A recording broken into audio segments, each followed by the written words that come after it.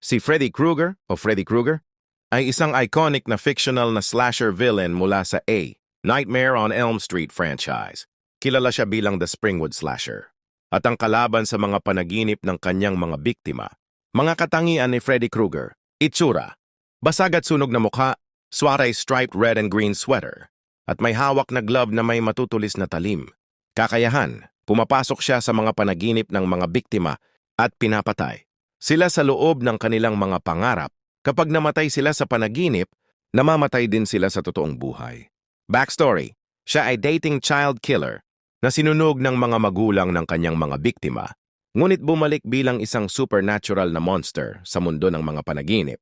Sikat sa pop culture, ginampanan siya ng aktor na Robert Englund sa halos lahat ng Nightmare on Elm Street films 1984, 2003.